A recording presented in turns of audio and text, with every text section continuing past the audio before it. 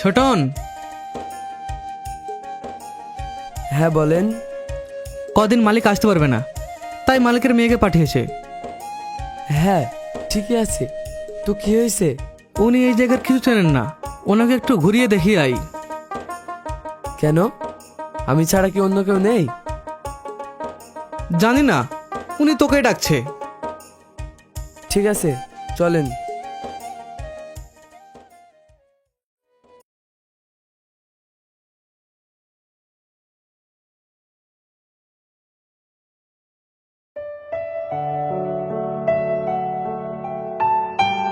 Madam, এই যে এর নাম ছোটন। হাই ছোটন। ছোটন, এ ছোটন। হ্যাঁ ম্যানেজার বাবু বলুন। দিব্যা ম্যাডাম। হ্যাঁ দিব্যা ম্যাডাম। ও হ্যাঁ হ্যাঁ। হাই ছোটন। হাই হাত মেলাও। ম্যাডাম, কাজ করছিলাম তো তাই হাতে নোংরা। ভাটায় কাজ করলে তো হাত নোংরা হবে, সমস্যা নেই, হাত মেলাও। হাই। তোমার সাথে পরিচয় হয়ে ভালো লাগলো।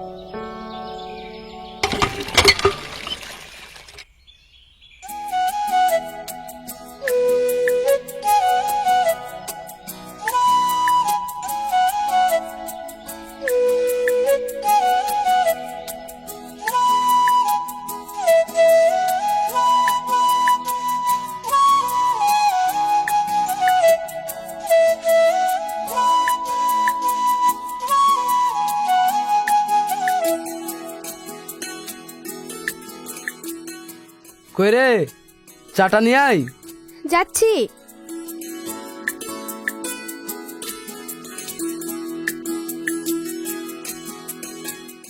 এই নাও।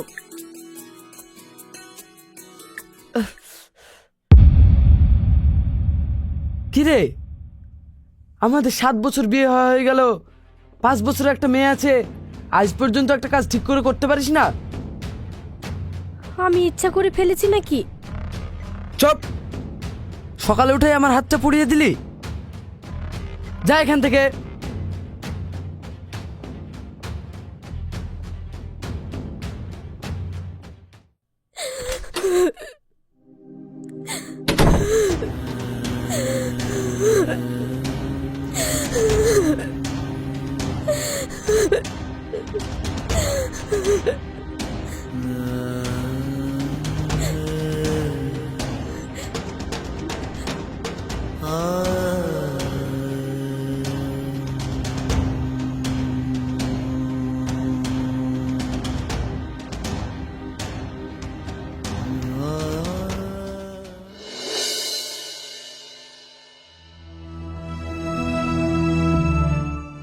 কিরে,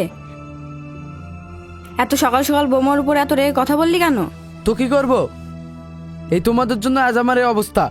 আমি মাধ্যমিক পাস, আর এক অশিক্ষিত মেয়ের সঙ্গে আমার বিয়ে দিয়ে দিয়েছো। তো কি হয়েছে, বৌমা তো অনেক ভালো। ওটা তোমাদের কাছে, আমার কাছে নয়, যত সব।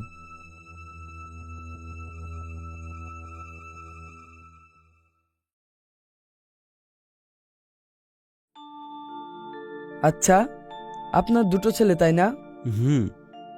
আমি শুনেছি ওরা পড়াশোনায় নাকি খুব ভালো। ওদেরকে স্কুলে না পাঠিয়ে এখানে নিয়ে আসেন কেন? কি করব বাপ, বাড়িতে খুব অভাব, ওদের স্কুলের বই কিনে দেওয়ার মতো টাকা আমার কাছে নেই। তাই বলে ওদের ক্যারিয়ারটা এইভাবে নষ্ট করবেন? এছাড়া আমার কোনো উপায় নেই। ঠিক আছে, ওদের পড়াশোনা করতে যা টাকা লাগে সব আমি দেব। কাল থেকে ওদেরকে আর কাজে নিয়ে আসবেন না। তুমি সত্যি বলছো বাপ? হ্যাঁ। হাই ছোটন।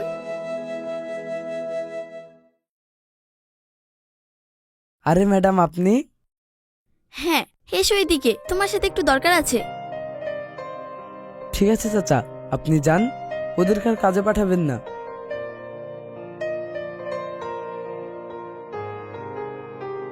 কি দরকার ম্যাডাম? আমাকে কিছু শপিং করতে হবে, তুমি আমার সঙ্গে চলো। আপনি শপিং করবেন আর আমি আপনার সাথে? আরে চলো তো, কোনো সমস্যা হবে না। ঠিক আছে ম্যাডাম, চলুন। এই নাও, গাড়িটা তুমি চালাও। Okay madam.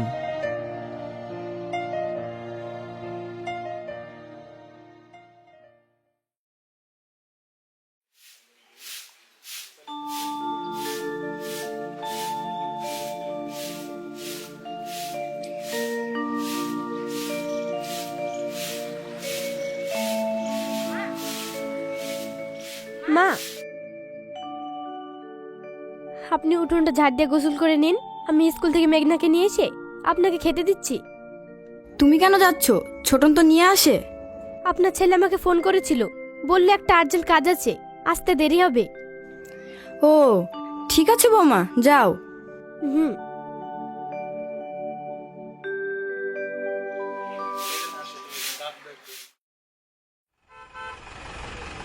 তাড়াতাড়ি চলো, অনেক দেরি হয়ে গেল।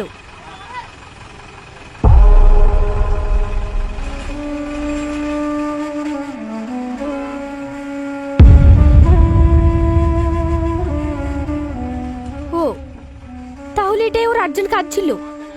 আজ বাড়ি আসুক, দেখাবো মজা। চলো।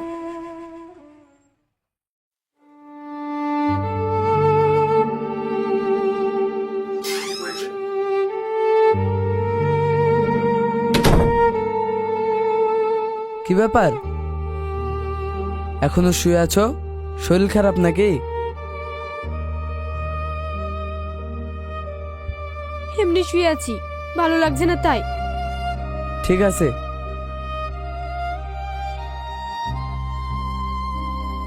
আমাকে খেতে দাও, খুব খিদে পেয়েছে। খাবার রান্নাঘরে আছে, নিয়ে খেয়ে নাও। কি?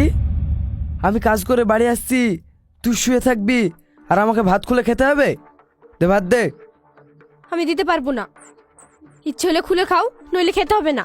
আরে, কোনোদিন আমার মুখের ওপর কথা বলে না, আজ এমন করছে কেন? কি ব্যাপার, মার খাওয়ার ইচ্ছা হয়েছে নাকি?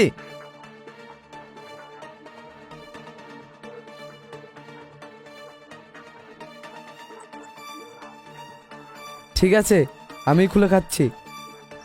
উঠে দেখ তোর জন্য কি এনেছি। আমার ভালো লাগছে না, তুমি এখান থেকে যাও। যতক্ষণ না এগুলো দেখবি আমি এখান থেকে যাব না। কোনো সময় শান্তিতে থাকতে দিবে না আমাকে? কি এনেছো দেখি?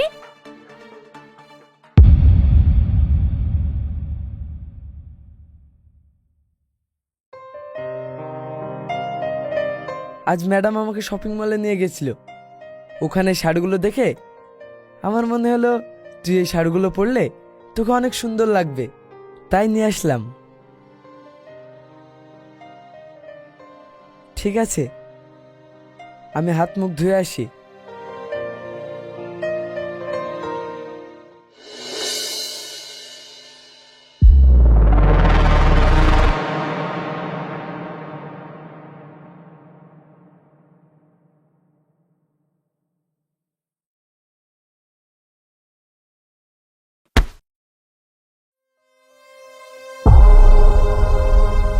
সালা, দেখে চলতে পারিস না?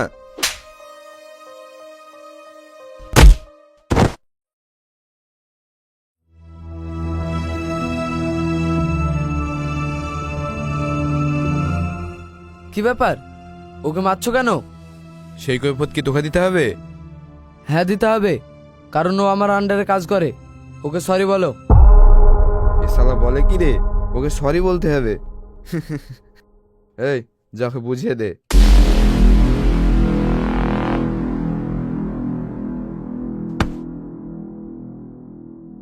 তুই জানিস ওকে?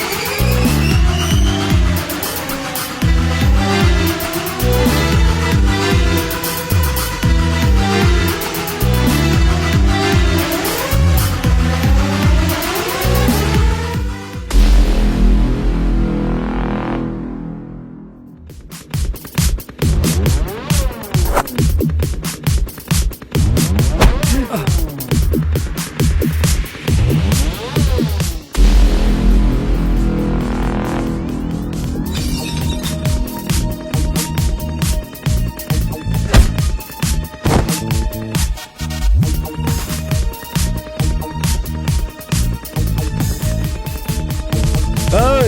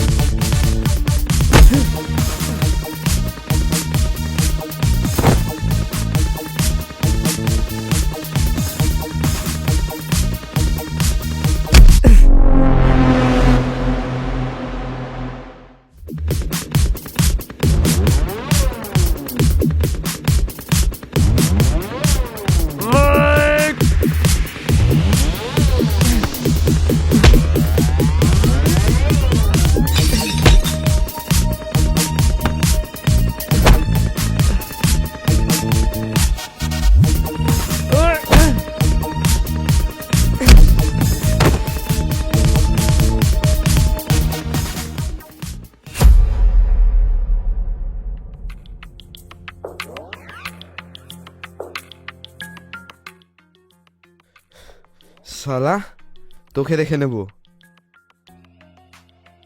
এই চল।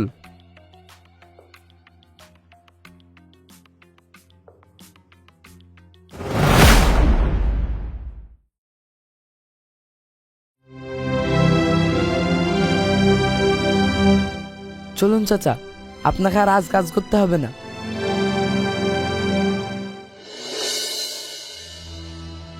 আপনাদের মেয়ে তো স্কুলে ঠিকমতো কোনোদিন পড়েই আসে না, তাহলে রেজাল্ট ভালো হবে কি করে? ঠিক আছে ম্যাডাম, আমি কাজের জন্য মেয়েটার উপর নজর রাখতে পারিনি, তাই এমন হয়েছে। আর এমন হবে না। ঠিক আছে, যাতে ওর পড়াশোনা ভালো হবে সেটাই করতে হবে। ঠিক আছে, তাহলে আমরা এখন আসি। ওকে, আসুন। চলো।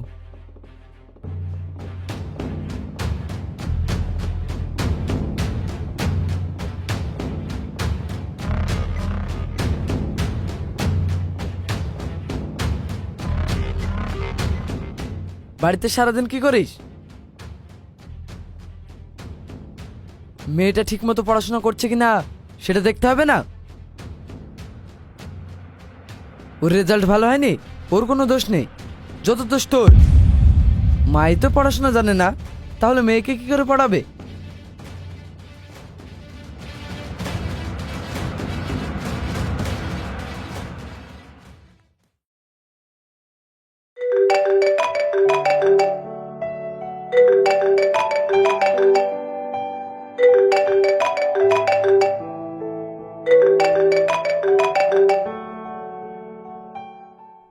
হ্যাঁ ম্যাডাম বলুন। তুমি আমার সাথে এক্ষুনি দেখা করো। এখন? হ্যাঁ এখন, স্কুলের মাঠে চলে এসো, তাড়াতাড়ি চলে এসো। হ্যাঁ ওকে ম্যাডাম, আসছি।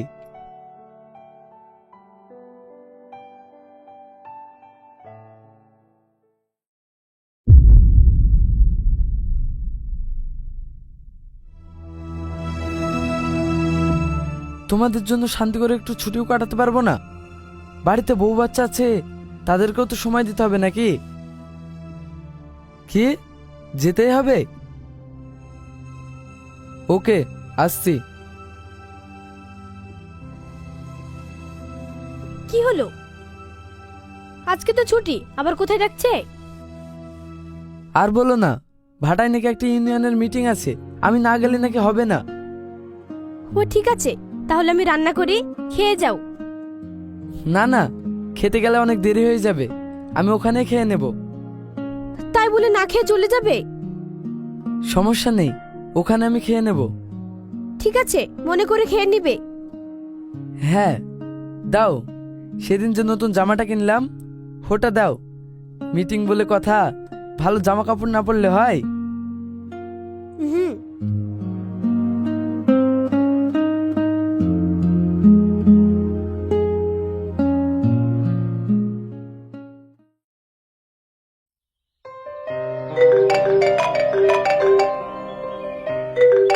একটু থামো। হ্যাঁ ওকে।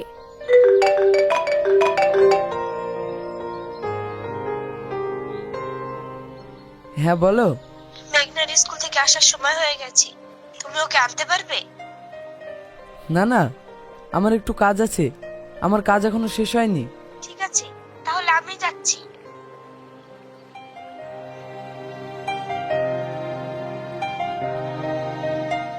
কে ফোন করেছিল? একটা বন্ধু। আচ্ছা।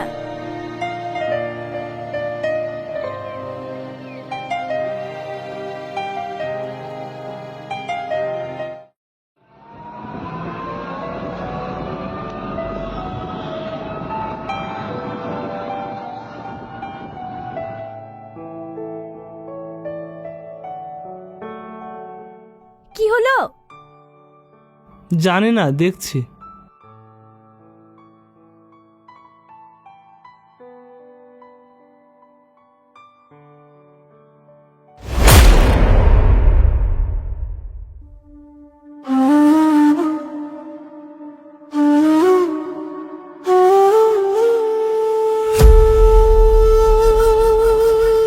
ও, তাহলে তোমার এটা আর্জেন্ট মিটিং ছিল? হয়ে গেছে। হ্যাঁ চলুন।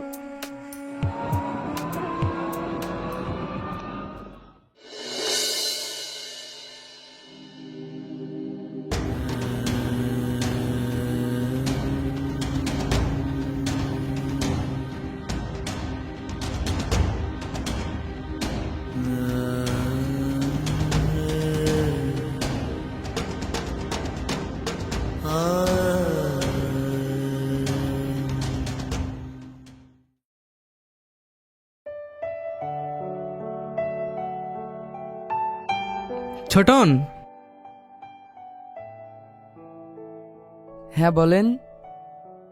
ভাবি তো পুরো কামাল করে দিয়েছে রে। মানে? গ্রামের লোকজনের মুখে তো শুধু তোর বইয়ের নাম। কি বলছেন?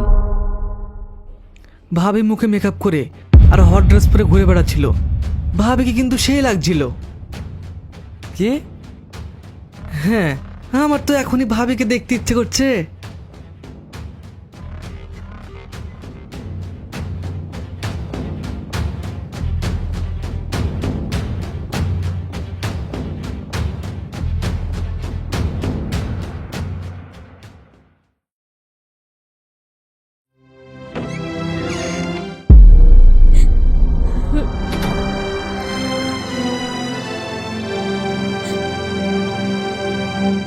কি গো, তুমি এসব কি পড়েছো? কেন, তোমার ভালো লাগছে না? তোমার তো এইসবই পছন্দ। কে বলেছে আমার এইসব পছন্দ? কি আর বলবে, আমি নিজের চোখে দেখেছি। তুমি তোমার ম্যাডামের সাথে কত হেসে হেসে কথা বলো। তোমরা দুজন কাজের ফাঁকে ঘুরতে যাও, আর আমি দেখতে খারাপ বলে আমার সাথে কোনো সময় ঠিক মতো কথা বলো না। আমি ফ্যাশন ড্রেস পরি না বলে আমাকে কোথাও ঘুরতে নিয়ে যাও না। প্লিজ, তুমি এরকম বলো না। কেন? আর তুমি আমাকে সবসময় বলো না অশিক্ষিত, পড়াশোনা জানে না। আসলে আমি অশিক্ষিত না, আমি বিয়ে কমপ্লিট করেছি। তবুও আমি তোমাকে কখনো কিছু বলিনি, কারণ তুমি যখন জানতে পারবে তোমার থেকে তোমার বউ বেশি শিক্ষিত, তখন তোমার নিজেকে অনেক ছোট মনে হবে। তাই